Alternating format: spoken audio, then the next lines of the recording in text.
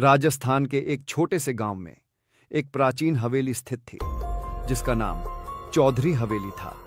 यह हवेली वर्षों से खाली पड़ी थी और गांव वालों के बीच इसे भूतिया माना जाता था। कहते हैं कि यहां रात के समय अजीब आवाजें आती थीं और जो भी यहां रहने की कोशिश करता उसे कुछ अनहोनी का सामना करना पड़ता। वर्ष 1997 की बात है। एक युवा इंजीनियर आदित्य जो शहर में पला बढ़ा था को अपने दोस्त राहुल के साथ इस हवेली में कुछ दिन बिताने का मौका मिला। आदित्य ने इस हवेली को लेकर कही जाने वाली कहानियों को महज अफवाह समझा और इसे एक रोमांचक अनुभव के रूप में लिया। जब वे हवेली पहुंचे तो सूरज ढलने वाला था। हवेली का माहौल गहराते अंधेरे के साथ और भी रहस्यमय हो गया। बड़ा लकड़ी का दरवाजा, उस पर जंग लगे लोहे के ताले और टूटी फूटी दीवारें हवेली की भयानकता को बढ़ा रही थी।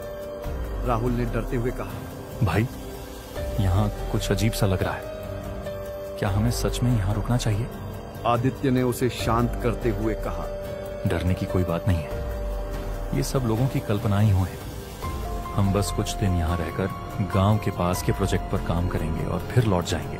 उन्होंने हवेली का दरवाजा खोला जो कर्कश आवाज के साथ खुला। अंदर एक गहरी सन्नाटा था। हवेली की हर दीवार पर पुरानी तस्वीरें लटकी हुई थीं जो समय के साथ धुंधली हो चुकी थी, लेकिन उन आंखों में एक अजीब सा दर्द और रहस्य झलकता था। आदित्य और राहुल ने हवेली के एक कमरे को साफ किया और रात को वहीं ठहरने का फैसला किया। खाना खाने के बाद वे सोने चले गए। आधी रात को आदित्य को कुछ आवाज सुनाई दी। ऐसा लगा जैसे किसी ने दरवाजे को खटखटाया हो। उसने उठकर राहुल को जगाया और कहा, तुमने भी सुना? कोई दरवाजा खटखटा रहा है। राहुल, जो पहले ही डरा हुआ था, सहमते हुए बोला, यहां इस समय कौन हो सकता है?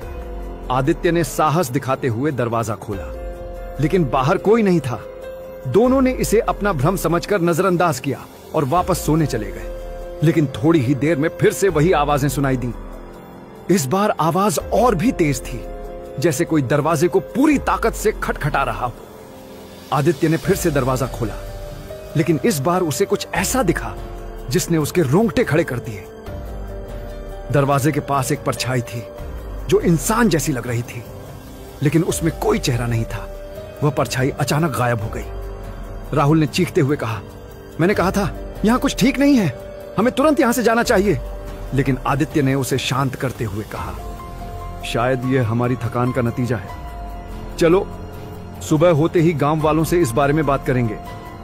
रात किसी तरह बीती, लेकिन सुबह जब वे गांव वालों से मिले और अपनी बात कही तो सब ने चुप्पी साध ली। केवल एक बुजुर्ग व्यक्ति जो लगभग 80 साल का था ने कहा, बेटा, उस हवेली में रहना तुम्हारी सबसे बड़ी गलती है। वहां कई साल पहले चौधरी परिवार के सभी लोग एक रहस्यमय आग में जलकर मर गए थे।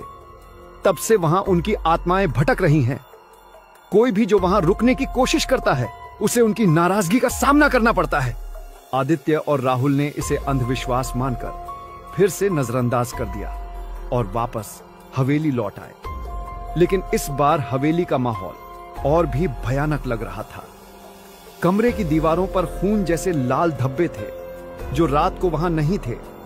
रात होते ही उन्हें फिर से दरवाजे पर खटखटाने की आवाज सुनाई दी, लेकिन इस बार आवाज के साथ एक औरत के रोने की आवाज भी आ रही थी। आदित्य और राहुल ने हिम्मत करके उस आवाज का पीछा किया।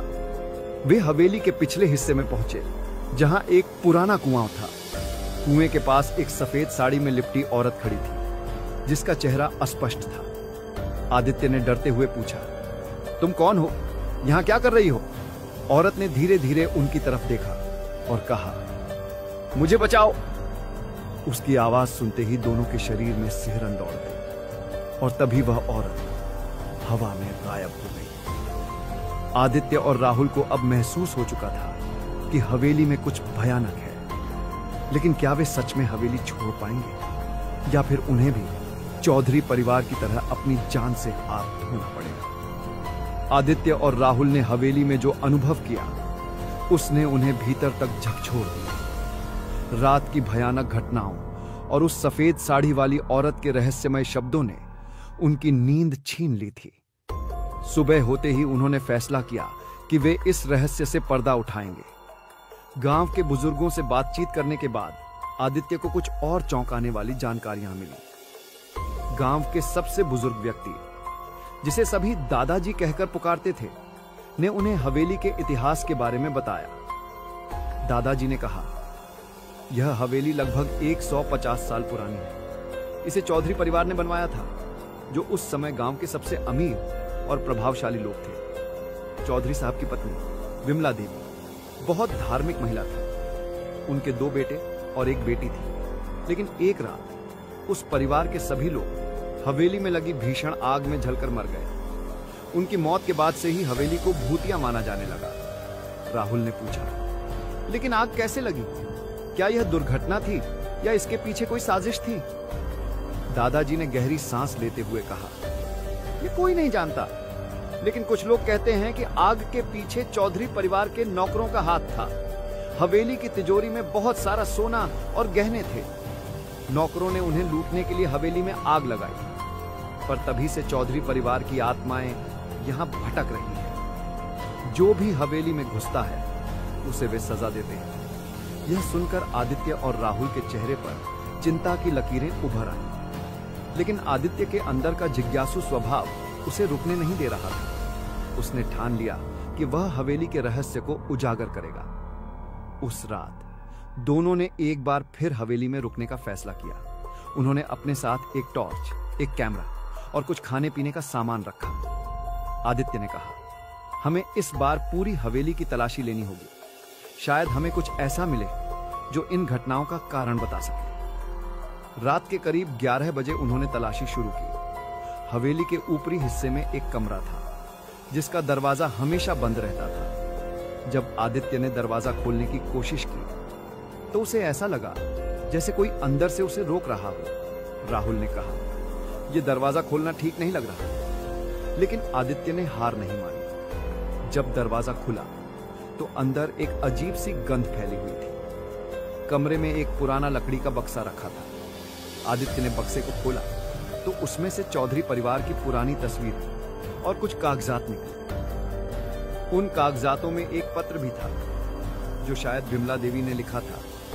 पत्र में लिखा था, अगर यह पत्र कोई पढ़ रहा है तो इसका मतलब है कि हमारी आत्मा को शांति नहीं मिली। हमारे साथ जो हुआ वह अन्याय था। हमारी हत्या की गई थी। हमारा खून बेवजह बहाया गया। जो भी इस पत्र को पढ़े, कृपया हमारी सच्चाई को सबके सामने लाओ।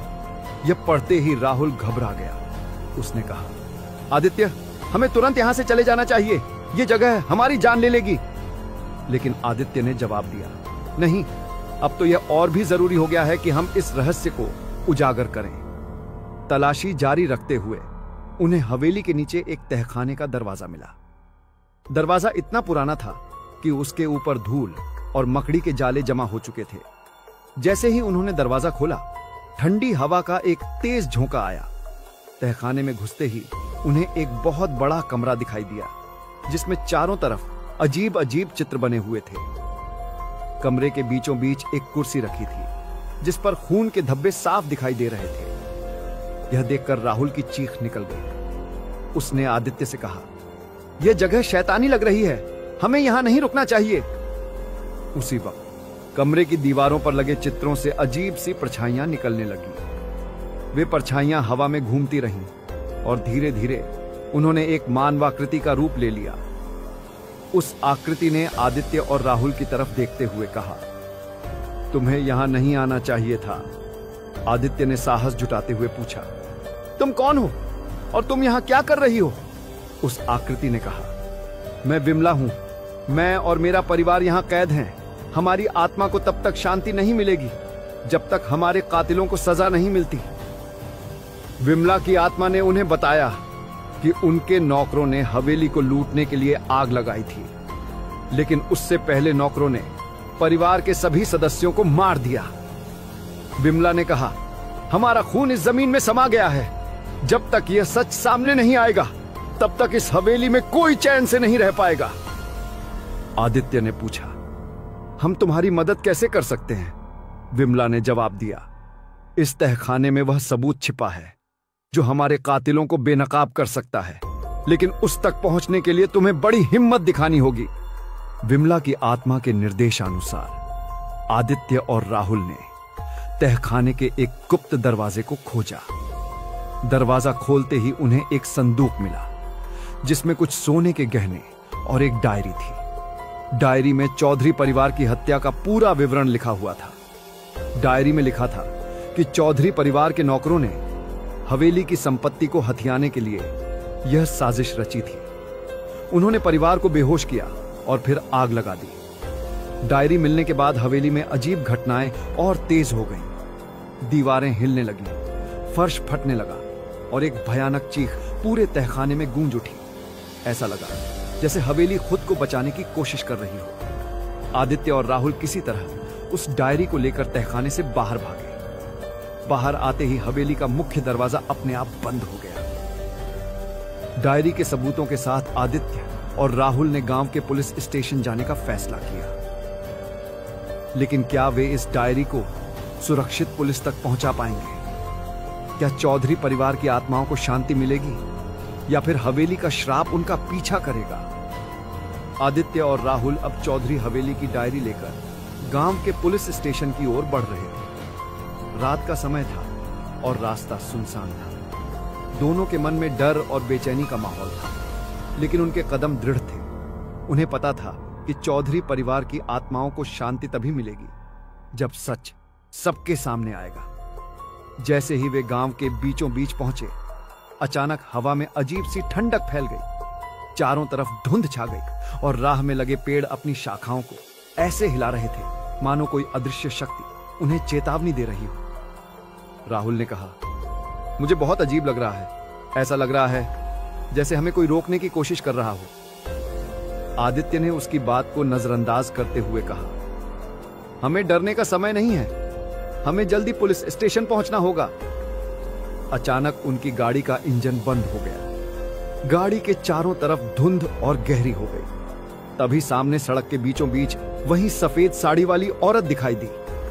उसका चेहरा इस बार और भी डरावना लग रहा था। उसकी आंखें खाली थीं और उसकी उपस्थिति ने हवा को बोझिल बना दिया। औरत ने चिल्लाते हुए कहा, तुम्हें नहीं जाना चाहिए था, यह जगह तुम्हारी कब्र बन जाएगी। राहुल अब पूरी तरह से घबरा चुका था। उसने आदित्य से कहा, हम गाड़ी छोड़कर भाग चलते हैं, यह डायरी हमारे लिए मौत का कारण बन सकती है।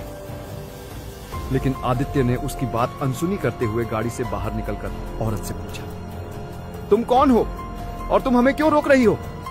औरत ने ठंडी आवाज में कहा, मैं उन आत्माओं की रक्षक हूं जो इस हवेली में मरी हैं। इस डायरी का बाहर जाना उन आत्माओं के क्रोध को और बढ़ा देगा।